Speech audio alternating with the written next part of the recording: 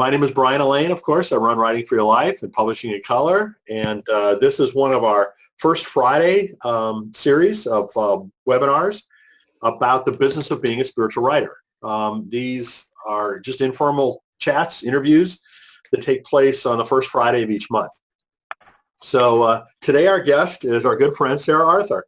Sarah is a fun-loving speaker and author of a dozen books, ranging from popular devotionals to serious engagement with literature. She serves as preliminary fiction judge for the Christianity Today Book Awards and speaks all over the country about writing and several other things. She's a graduate of Wheaton College and Duke Divinity School, and she served in full-time and voluntary youth ministry for over 20 years. Some of her books include At the Still Point, A Literary Guide to Prayer, The Year of Small Things, and A Light So Lovely, The Spiritual Legacy of Madeleine L'Engle. So Sarah and I have collaborated together many times. In addition to webinars like this, Sarah was a featured speaker at 2 of the Frederick Buechner Writers Workshops at Princeton Seminary and also at Writing for Your Life conferences.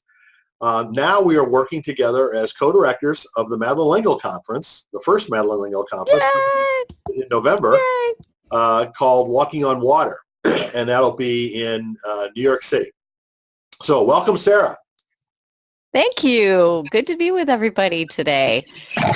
So I've described some of your previous work. Why don't you tell us about the Madeleine L'Engle Conference, of course, as well as any other new projects that you're currently working on?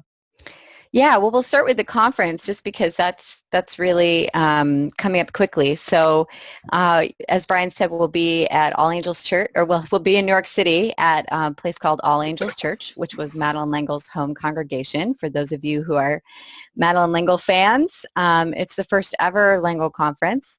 And we'll be there November 15th and 16th. There's a pre-conference retreat, and then on Friday, and then a full day of conferencing on Saturday. And what's really fascinating for me about this, and that's part of the business of being a spiritual writer, is all tied up in this. It's not just those of us who are involved in the writing life are going to be wearing many hats, right? Like we're gonna be firing on a couple different cylinders all the time. I find that conference work, which is very public and it's very, even today I was writing up my notes of what my opening keynote will be, and trying to tell myself that I was not a poser just because Catherine Patterson, author of Bridge to Terabithia, was going to be the keynote at lunchtime. That is very generative for me. Like as I'm writing the notes for that keynote and that speaking, I'm also suddenly thinking, I've never written about this other aspect of what I love about Madeleine L'Engle's writing. I wonder if there's an article there or if there's some sort of something else there, right? Look, so the conference has been very generative for me in sparking me and thinking about what I want to write next. So Madeleine L'Engle fans, though, we would love to see you there. Registration's still open. And you'll interact with all kinds of writers who inhabit very interesting spaces where they're bridging kind of sacred and secular divides. Like Catherine Patterson publishes through the trade market. She's a Newbery winning author. And yet she's a person of faith. Yeah, I mean, that's a great way to for some more professional development for those of you interested in that topic and who are in New England. So if you want to find out more about that conference, you can go to the Writing for Your Life website under conferences, and we've got registration and all the other information right there for you. So let's get down to some of the different aspects of being a spiritual writer. And let's first talk about agents, because you're one of those unique, successful authors who has not, generally speaking, used an agent. So I'd love to explore, why that's the case, what your thoughts are on that topic. Yeah. I think it's probably more accidental than anything. I wouldn't say that there was I didn't go into my writing career thinking I don't want to have an agent. In fact, at different points, I've very actively sought an agent.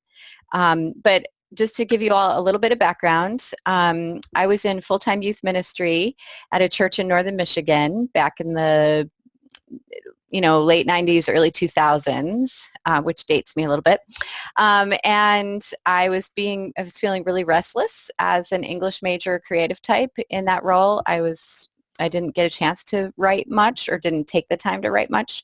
And it kind of felt like my soul was just really kind of crushed under the weight of the other responsibilities that I was carrying. And my creative outlets just weren't there. And some of that was me. It was internal to me. I was not somehow able to flourish as a creative person in that environment. I could have, I think, if I had recognized that it wasn't just external issues, but internal to me. But in any case, I started writing curriculum for youth resources, denominationally and otherwise, and that's where my first bylines showed up. Like I would write for a piece of curriculum and see my name in print and go, "Ooh, well, that was fun. Let's do that again." And so as I continued to do that, I started to get to know the publishing world from the small publisher end of things, and doors began to open through that. So in 2003, I stepped away from full-time youth ministry. I needed a break. I needed a sabbatical to try to discern what I felt like God maybe had for me next, and went to a writing conference. Webinars were not a thing yet, so I had to, pack up all my stuff, go down to Chicago, go to this conference. And it was through that conference that I met an editor at Tyndale House who took an interest in me, and my first book came out with Tyndale in 2003, and it was called Walking with Frodo, A Devotional Journey Through the Lord of the Rings. And it was for teenagers, of course, because I was now, after 7 years of youth ministry, I was an expert in that, and that's apparently how you become an expert, is by being involved in something for more than 2 years or 3 years. So while you're listening, think in your head, okay, so what am I an expert at? Like what have I been doing for a while that could be my doorway in to writing? So so I published that book. It was this crazy, weird bestseller that year in Christian publishing, and that launched me. So I would say, I went off to that first conference literally like I was such a poser. Like I printed off my business cards on my printer at home and cut them out with scissors. And I think about that, and I think, like, where was Vistaprint when I needed it, right? But I was determined to like that this wasn't just going to be a hobby. Like I felt like if God was really calling me to this, then if somebody asked me what I was, like, what do you do for a living? I would say I'm a writer, instead of I am a dropout youth worker. So the conference, because we had access directly to editors, it didn't occur to me to go after an agent. Like You have that option. I was just interested in the editors. Like I wanted to know what they were looking for in their publishing houses. Yeah. And even though agents were there, I just met with editors, and that's really where it clicked. And after that, because I had a bestseller, doors just have continued to open. So that's it. It was really, there was no sort of strategy behind that. At different times, I have had to negotiate contracts where I really wish I did have an editor, negotiating for a higher advance or a different royalty scale and that sort of thing. My shift right now is I want to publish fiction, which is my first love. It's what I always wrote before I started writing nonfiction, and I'm learning that in the fiction world, to make that leap, I will most likely eventually need an agent. So periodically, every couple of years, I put a probe out there just to see. Nothing has felt like a great fit. But again, I've been with predominantly smaller, independent Christian publishing houses.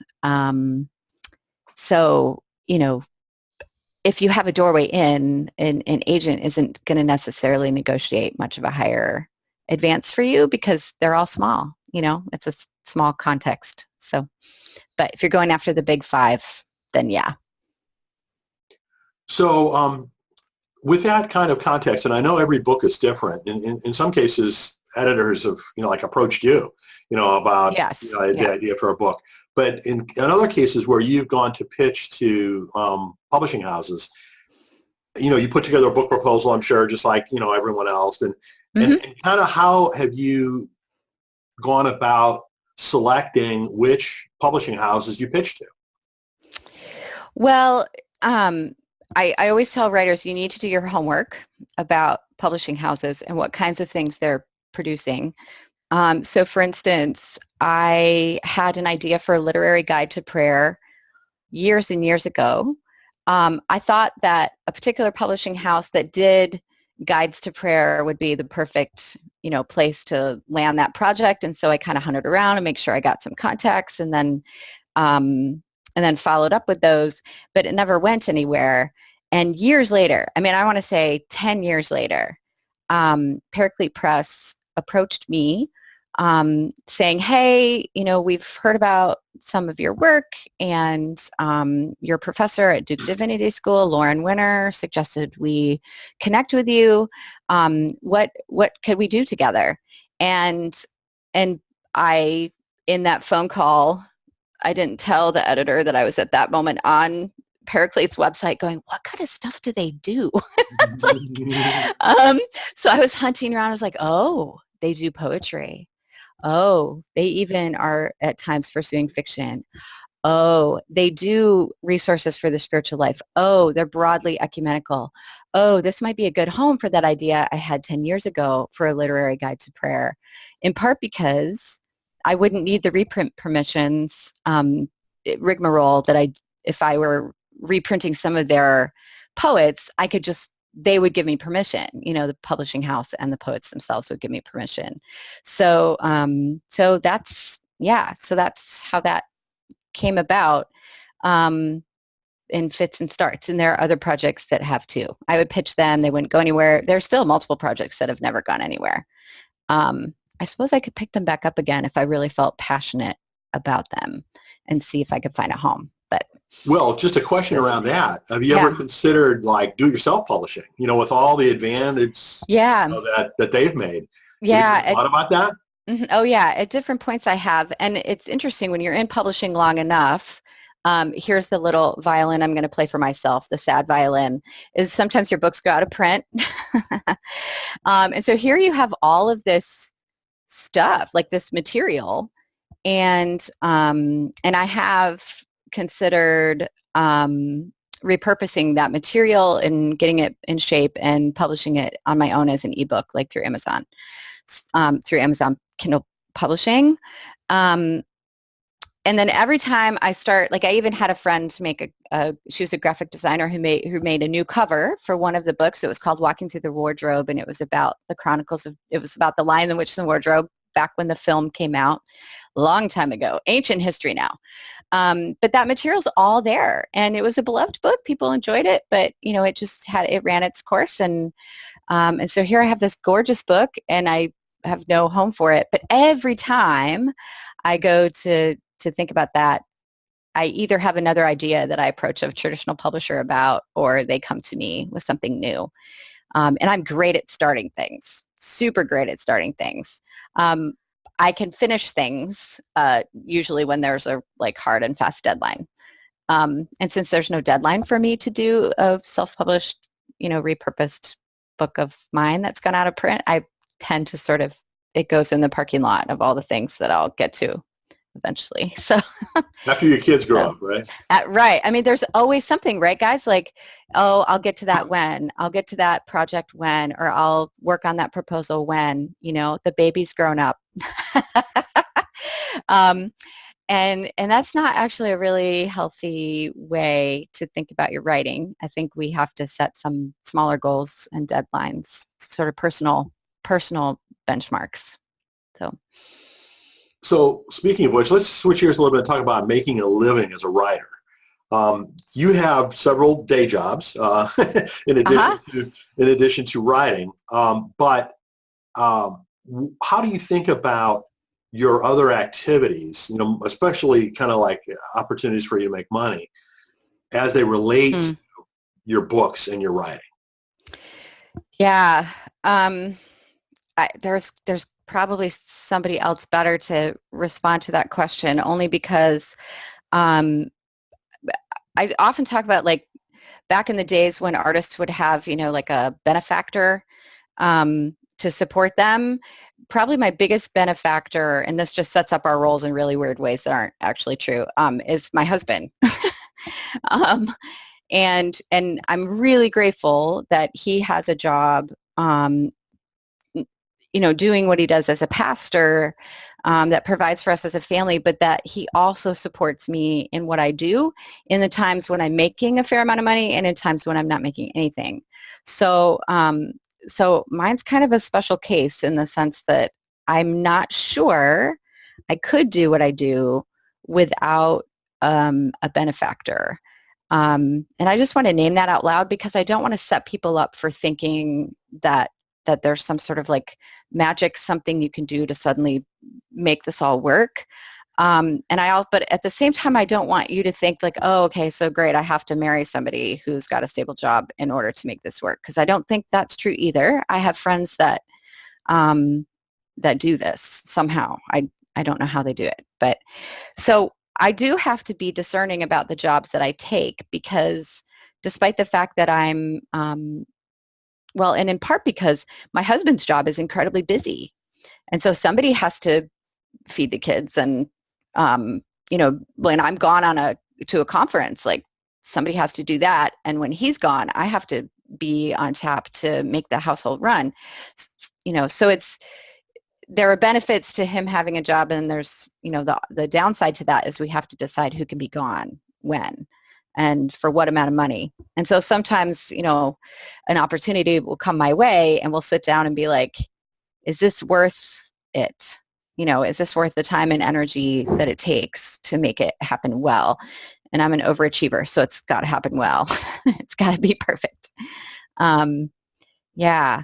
So one of my jobs is... Yeah, but so, just as an example, you speak at conferences some of the time, right? So yes, that's another avenue for you to make money. That is an avenue. Or writing. Yeah, yeah. And at a certain point, we had to decide that we were both of us only free to do that, to have one parent gone once a month. And so I literally only get 6 months that I could be gone one weekend or, 5 days or whatever out of the whole year. And so, so that limits me. I could probably be speaking a lot more. I turn down stuff all the time. But we're committed to being home with our kids, right? So, but yeah, so that is a revenue stream. I guess I've never pushed to see how big that revenue stream could be because I value my family enough to be involved in their lives. So I think that's a challenge. They wouldn't travel with me because my husband's, he works full time. So, but I am a co-director of the Madeline L'Engle Conference. So that's a job that I have taken on. And then beyond that, I have 12 books out there. Some of them are out of print, but there's still revenue from a lot of them in the form of royalties. And those checks always surprise me. It only happens twice a year when they show up. I'm like, oh yeah. But it's not anything I can ever budget for or plan on. So not to discourage you all. I just want to, it's like contract labor. Like you never really are sure what it's going to be by the end of the year. Our poor CPA, he's always like, at around July, he's like, so what's happening with Sarah's income again? Like, and we're always like, I don't know. We have a ballpark idea, but we can't always nail it down, which is hard. That's one of the hardest parts about this whole thing. So let's switch to a different topic, platform. When you first got established as a writer, platform didn't have nearly the significance as it does today. How have you seen that evolve? Yeah, well, so 2003, Twitter wasn't even really a thing yet. Neither was Facebook. Yeah, I don't think Facebook really was either. So I had this sort of clunky little website, and then this idea that I would maybe blog on Blogger. That was like the heyday of blogs. and that's when they were really starting to take off. So I wasn't blogging at first. I think that came a little later. And when I say blogging, I mean like posting every couple of weeks out of guilt that I was supposed to be doing this. So I think it wasn't until 2010 when I went to the Festival of Faith in Writing at Calvin College in Grand Rapids, Michigan, which happens every other year. Phenomenal conference. Be sure to go when you're also signing up for Writing for Your Life and other things for your professional development. I went to that, and there was this panel conversation between editors and publicists and some authors about this thing called Platform. And I had no idea what that was. And I'd been publishing at that point for like 7 years and had, I don't know, 6 or 7 books. So I went to this panel discussion and was out in the audience like everybody else. And they started talking about Platform. And I remember turning to the person next to me who I didn't know at all. And I was like, what's Platform? and she was like, I don't know. That's why I'm here. So as they started to talk about it, and I realized they were talking about this whole ecology of writing practices, of public-faced practices that writers do to get their name out there. I started to panic because I was like, I don't do most of these things. How am I, like, how? And it was really kind of a frightening moment. And so I've had to kind of talk myself away from whatever that ledge was over the years and say, okay, so pick 12 things. Like say there's 12 to 17 things that writers can do to build their platform. And by platform, we mean your presence out in the world, the way that you're going to kind of rise above the crowd a little bit and have your voice amplified to the tribe that you're trying to reach. That's your platform. So social media, blogging, podcasting, your website, speaking at various events, becoming an expert in your field, whatever it is. And of course, every publisher wants somebody with a huge platform. They'll tell you that, but that's only in part to underwrite all the other writers that maybe don't actually have a big platform that they still also want to publish because they love your book. So that, pick those 17 things that you've heard writers need to be doing. Write those all down and then say, okay, from those 17, I'm going to pick 6 or 7 that I can do okay, really well. I'm on Instagram. Sure. I can do Twitter. I like blogging. Maybe you're somebody else besides me. You like blogging. I don't like blogging. Maybe I can do, I like to talk, so maybe I can start speaking more often or volunteer to lead a class in my church or something like that. Pick those things. And then out of those 7 things that you've identified, pick the ones that you can do really, really, really well. Like if you're a blogger, just go after that. And then in everything else, like major in what you're good at, minor in a few extra things, and then just forget the rest. Like that's just too stressful. Your job is to write books or whatever it is that you want to write. That's your primary vocation. So, yeah. That makes a whole lot of sense, Sarah. I think, just like everything else in life, prioritizing is an incredibly important yeah. function. Yeah. Well, I might have said this before in some of our previous webinars and things, but a saying that I often have is I can work a little bit and make a little bit of money as a writer. And some of you might be already there. Okay, so I had an article published or, whatever it is. Or I can work my tail off and make a little bit more money.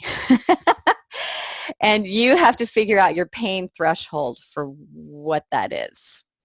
And this webinar is about the business of being a spiritual writer. So within that business, what is your pain threshold for the kind of energy and you're going to be expending for the amount of money that you think you can make off of it? So, and that's a challenge. I've been doing this since 1999 with the first curriculum job that I took, a work for hire, and I still haven't necessarily figured it all out. So, well, yeah. None of us have. I don't think anyone has. Number one. Yeah. And number two, it keeps changing. So, to pretend that you've figured it out wouldn't be accurate for long, even if it was true at one point.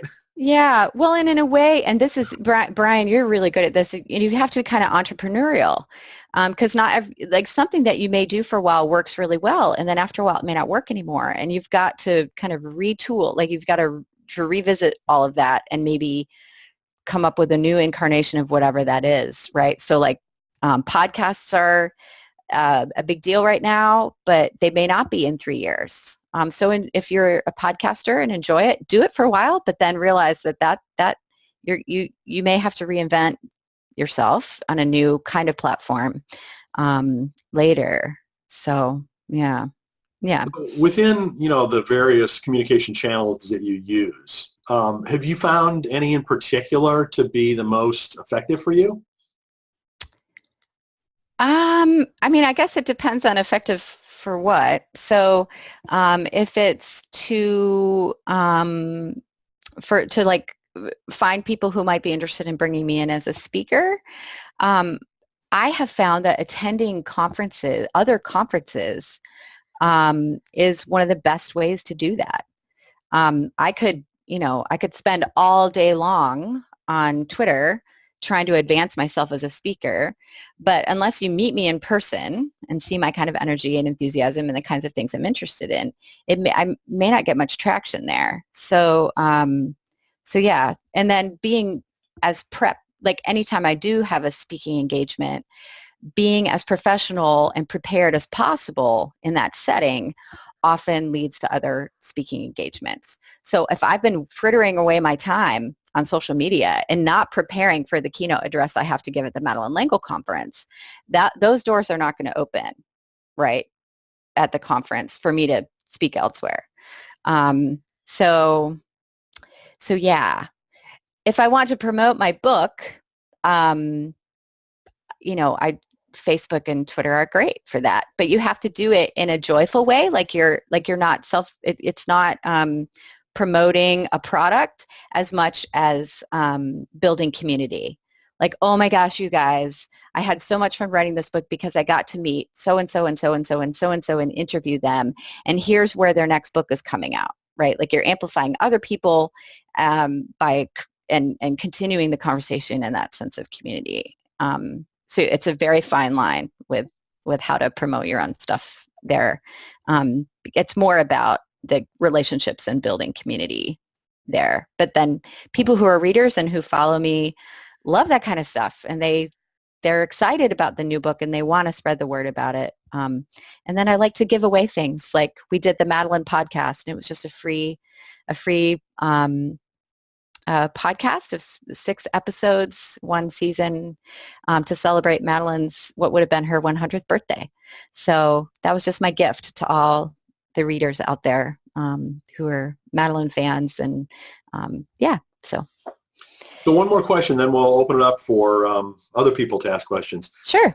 What kind of advice do you have for folks that are in the early stage of being a writer?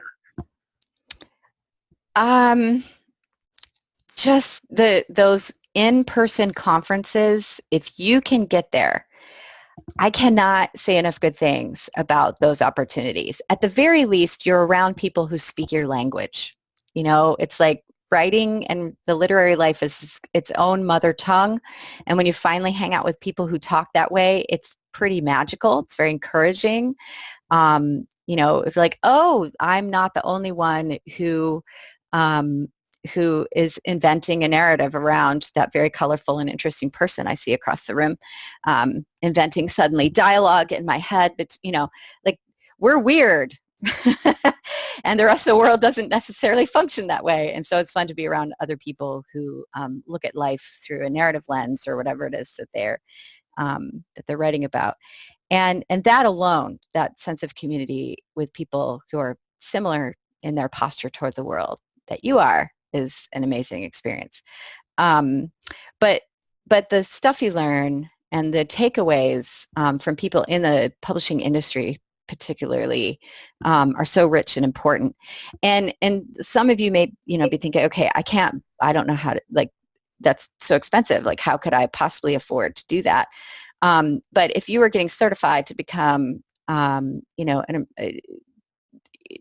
be an EMT or something, or to learn a new program that will push you a little bit forward in your vocation or help you pursue something new that you've been wanting to do, there would be certification requirements and stuff you'd have to pay for, and materials you'd have to buy, and training you have to do, and that would cost you money.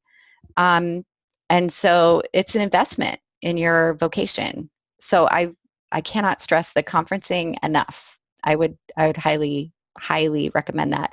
And then becoming part of writing communities that are virtual, if not in person, is another tremendous way to develop for professional development. There are things like the Redbud Writers Guild, Hope Writers, through Writer's Digest, you can find sort of online critique groups within an area of interest. You may be able to go to meetup.com for your city and see if there are writing groups or even writing festivals or conferences in your town that maybe just were not on your radar or in your region. All that kind of stuff. I can't stress that enough. So many of us are pretty solitary and isolated in our call to be a writer or our first steps into that writing life. But if you're going to take the business side of that seriously, you have to build relationships and network like you do for starting a storefront business or a restaurant. You absolutely have to do that. And it's fun, but I'm an extrovert, so I love it. I'm one of those weird extroverted writers. Yeah, the extroverts right now listening in are like, well, yeah, of course we do. And the introverts are like, oh, God, that's the part I don't want to do. I mean, I know that I run conferences, but I can't agree with you more in terms of how valuable they are. Because of the networking, the relationships that you build, the opportunities to meet people and have interactions that you just can't, as much as I love online, and being able to do things like this and all the other ways that you can interact online, it's still not the same as meeting people, interacting with people, building relationships in person. Well, and let me add before we take questions so I lived for like a decade in Petoskey, Michigan, which is all the way up here. And if you can think of a big city up in this area, let me know, because I never, the whole time I was there, found one. So, I mean, maybe Traverse City over here. But Detroit, everything's all far away. Even going to the Calvin College Festival of Faith and Writing, it was a big deal. I had to find housing. I had to, plan out my schedule and budget differently because it was such a long way. And so I joined writing groups in my little town. And I am not kidding you when I say my favorite writing group that I ever joined was a romance writers group.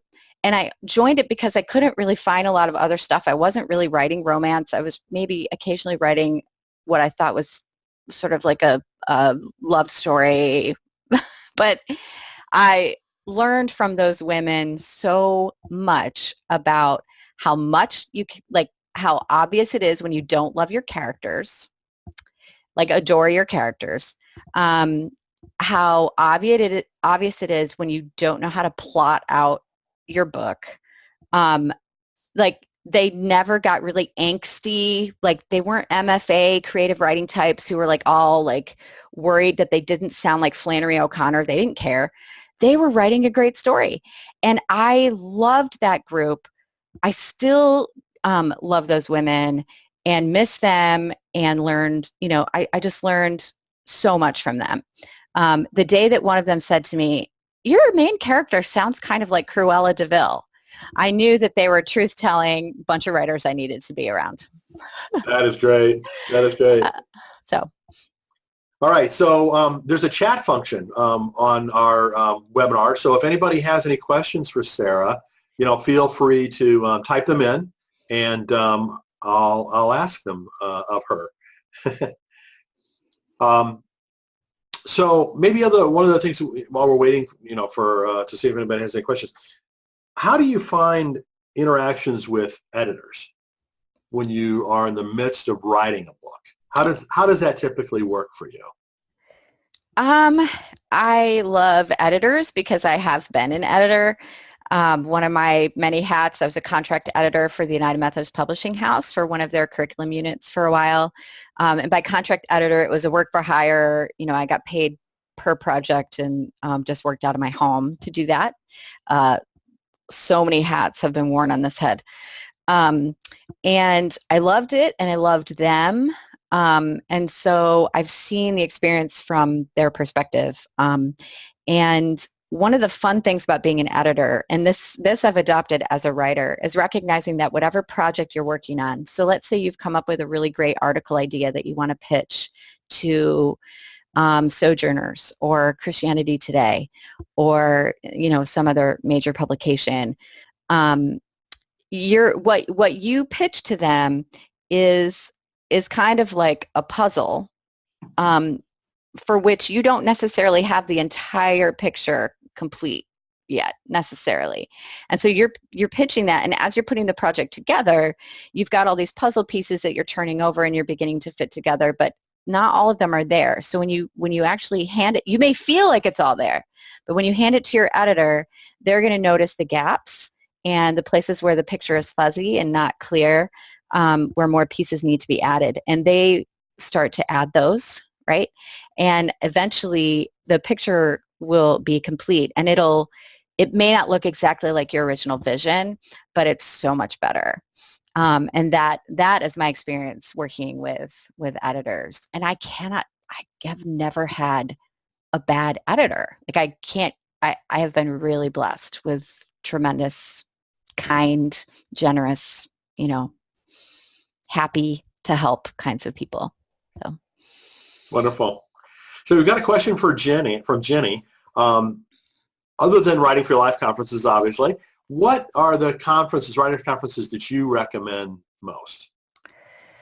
So definitely Writing for Your Life. The Festival of Faith and Writing, like I mentioned before. There's the Right to Publish conference is what got me started. It's held in the Chicago area every June. It used to be enormous. I think it's a bit smaller now. But I learned a lot from that experience. There's a lot of sort of Chicago-based publishers and stuff represented there. Last November, I was down in Nashville for the ECPA Christie Awards. And they have a half-day conference before the Christie Awards banquet in the evening at Lipscomb University. And that, I'm trying to remember. The Art of Writing, thank you, because there were several events back-to-back right after I had chemo. And so anything that happened around chemo, like my brain doesn't recall. But the Art of Writing half-day, that was excellent. Anything the ECPA is putting on is great. And then back to back with that was Writer Fest Nashville that Amy McConnell Abston was putting together. That was phenomenal. That was also at Lipscomb. It was amazing. She had a writer from Saturday Night Live there. So there was a lot of, and Leon Moriarty, who was a New York Times bestselling fiction writer, was also there. So, and that was not necessarily spiritual writing. It was for the trade market too. So that was really excellent. I know there are more, and I'll think of them as we keep talking. So I opened up the chat feature. I'm feeling so technologically astute. Yeah, there's a bunch of questions here. I know. What writing groups are you part of? I am in the Redbud Writers Guild, which is an online community of women writers, and we periodically get together for retreats and things, although I haven't been able to go in a long time. But I really value I think I saw Patricia I'm calling out my friend Patricia, who I think has joined this, maybe 120 women in it right now. And it kind of fluctuates from year to year, but everything from, Margot Starbuck to Leslie Leyland Fields, to Jen Michelle Pollock, people like that in that group. And some of the women who are better known mentor, you can sign up for a mentor phone call. You can join a critique group. It's pretty great. So that's one that I'm in. I was also invited last year to be a member of the Chrysostom Society, which is a by invitation only group that has included over the years people like Madeline L'Engle, Calvin Miller, Stephen Lawhead, Eugene Peterson, Lucy Shaw. It's kind of a crazy thing that I got to be part of that. But they get together once a year for a retreat, but otherwise, Richard Foster, they are mutually supportive in their work.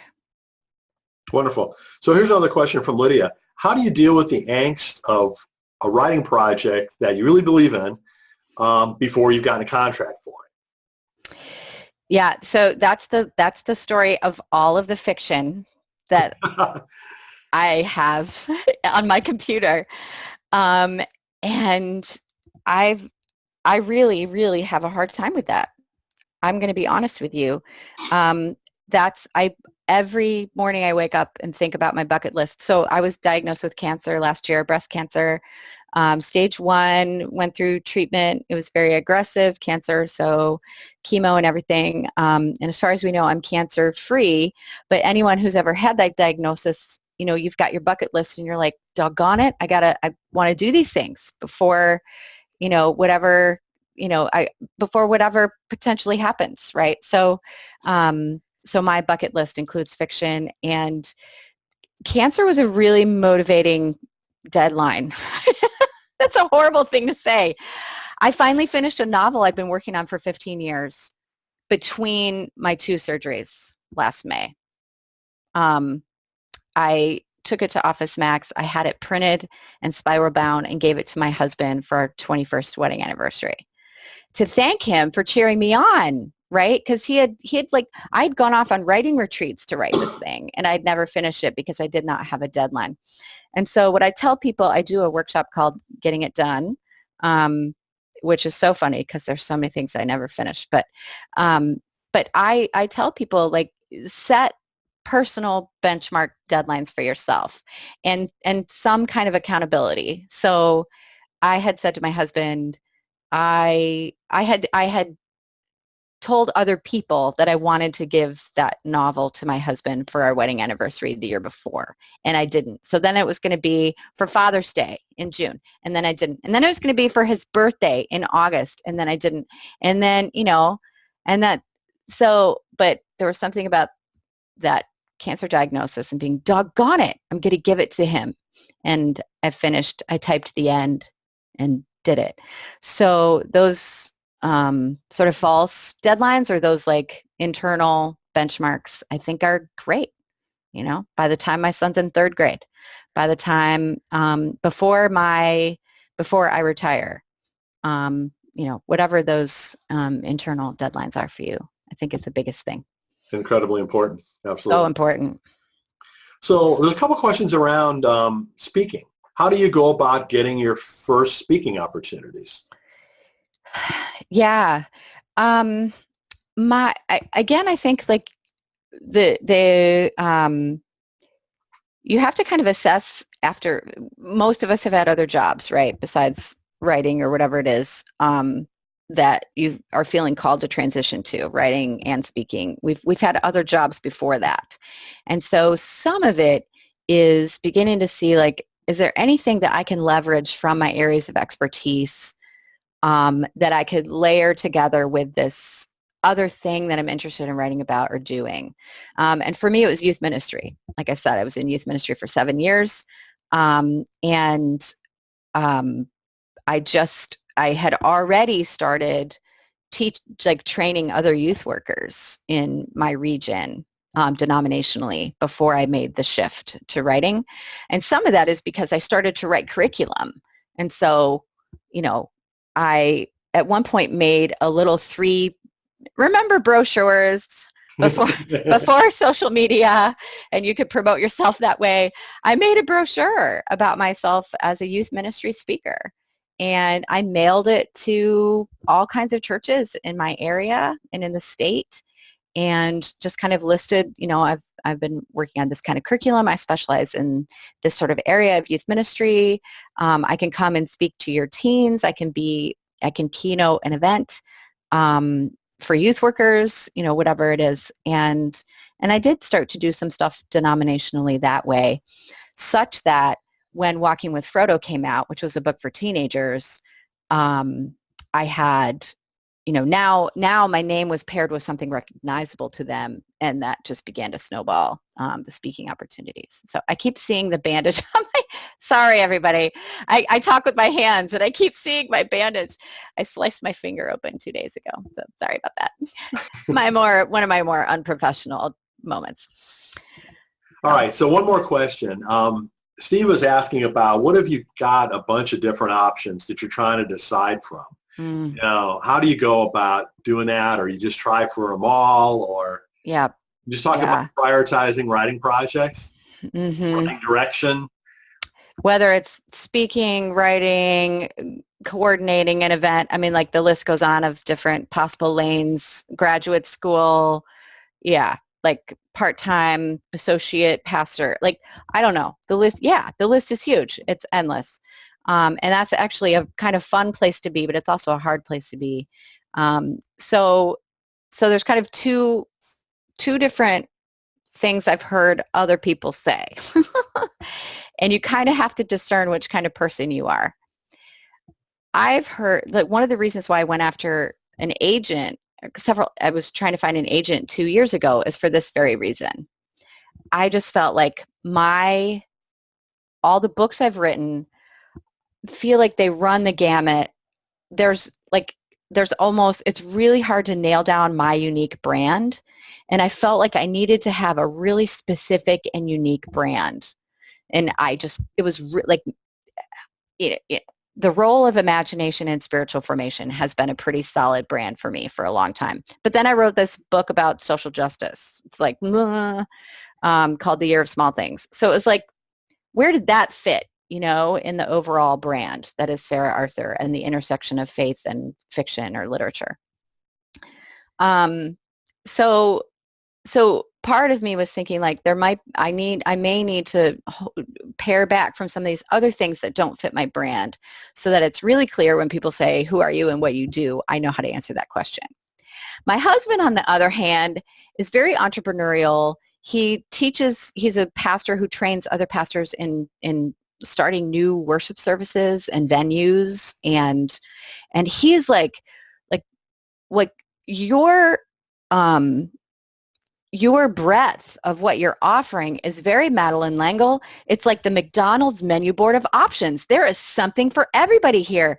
If somebody comes to your book table at an event, they'll find something for their granddaughter and their pregnant daughter-in-law, and it's like you've gotten something for them and for their really English major nerdy son, and so it's like it's all there. And he's like, that's not a bad place to be either. And Madeleine L'Engle pulled it off. So, it can be done. And I was like, okay, that's not what I'm hearing from brand people, but that seems to be working for me. And it's really just a process of discernment, like talking with my husband, about what opportunities are coming, talking with other people who are mentors to me, talking with people who I know pray for me. And it's sort of like a GPS unit. Like when enough things in my sky are pointing me in a particular direction and helping locate where I am and where I'm headed, then I kind of know, okay, well, this, must be it. I think if there are 14 people in your life all saying, that doesn't sound like you, that doesn't sound like a great idea, then pay attention, right? But when most of them are like, oh yeah, that's totally you. Why? I can't believe you haven't done that before. That makes sense. You also have to pay the bills, and going after real work that has money attached to it, that isn't just like, today I'm going to be a poet. And like you may want to write poetry sometimes, but you also have to pay the bills. So that's part of your discernment process as well, unfortunately.